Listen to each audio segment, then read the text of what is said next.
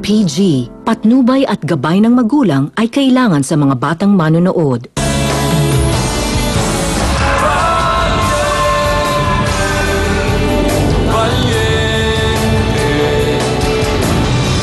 Gusto niyang makialam sa pagpasok mo ng investment dito. Baka naman pwede pa natin siyang pakiusapan. Oh, di makiusap siya sa tinggang tatama sa kanya mamaya. Kung pipigilin mo ako na puntahan si Gardo, wag mo nang ituloy. Sa ngayon, mas makabubuting umuwi ka na para sa sarili mong kaligtasan. Luis! Hindi mo sisihin yung bata mo. Ibang klase ka rin, hayop ka. Ano? Hayop ka! Talaga. Imbis na mag-sorry ka dahil sa katangahan ng killer mo, kung sino-sino pa sinisisi mo. Tapos na. Mismo ko, Ricardo. Patawarin mo ako kung nagkamali ako sa pag-aruga ka sa kanya. Umalis ka na. Luis, hindi kita pwedeng iwan. Pabayaan mo na ako dito. Kahit saan, kahit kailan, may tao o wala, huwag na huwag mo akong tatawagin sa pangalan ko. Naiintindihan mo? Apparently, meron lumabas na bagong eyewitness sa krimen. At willing siya mag-testify. Sino tong suspect na to? Si Damian Valiente. Dad, huwag kayo magsalita ng ganyan. Kaya man ako. Ikaw na ang bahala. Gawin mo yun para sa'yo. Para sa tatay mo. Para sa kabutihan. Hindi, Dad. Dad, hindi ka mamamatay, ha? Hindi ka mamamatay. Hindi pa ngayon. Hindi pa panahon, Dad. Dad, huwag mo na. Sa lahat ng nagawa ko sa'yo. Patawad. Dad.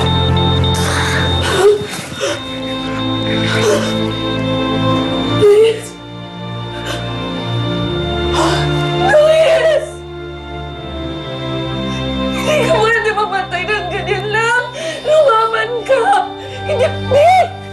Hindi pwedeng ganyan lang siya matapos ni. Ipagtanggol mo siya. Luis! Oh!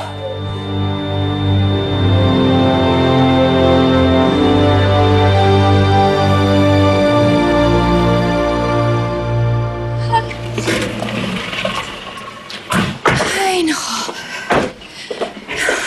Mama? Good thing I was able to go with you dun sa wake ni Don Luis, diba? Kasi I was able to fish out information about that Nicolas guy.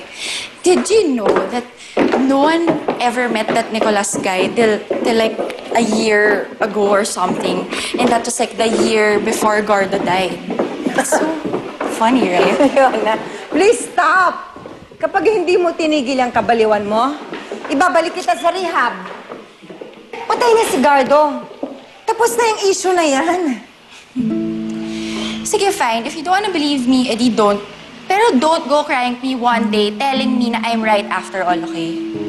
Everyone here is crazy. God. Sabi ko sa'yo eh.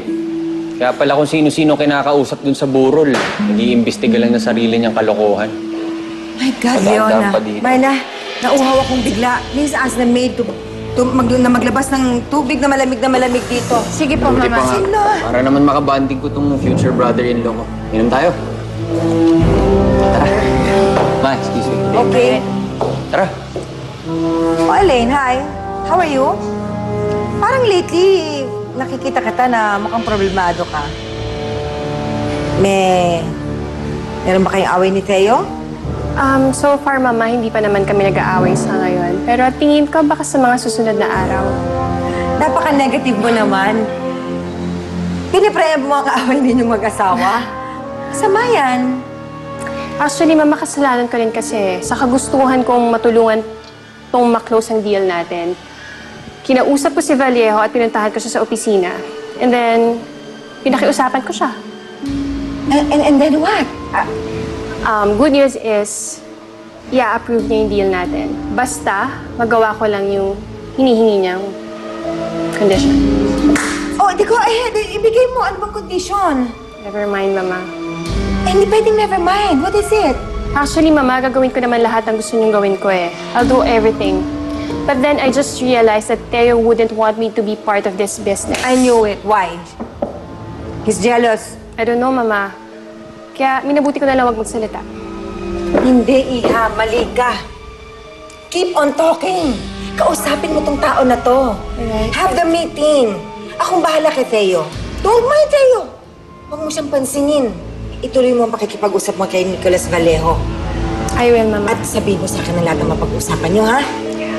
Go ahead. That's a very good idea. Good. Good move.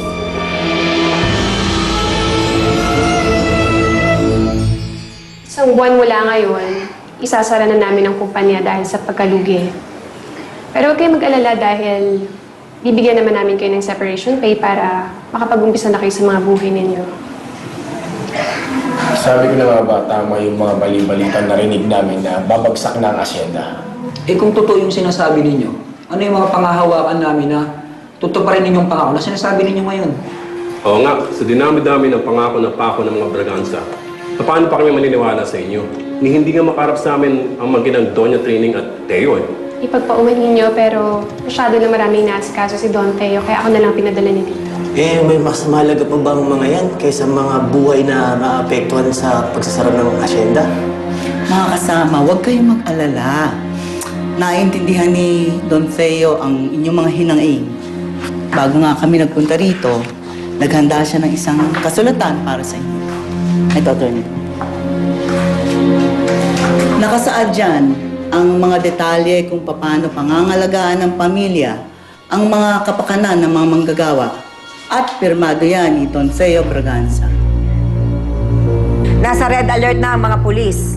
At patuloy ang manhunt sa paghahanap sa taong gumawa ito kay Don Luis Regalado. Kamusta po ang lagay ni Don Luis Regalado?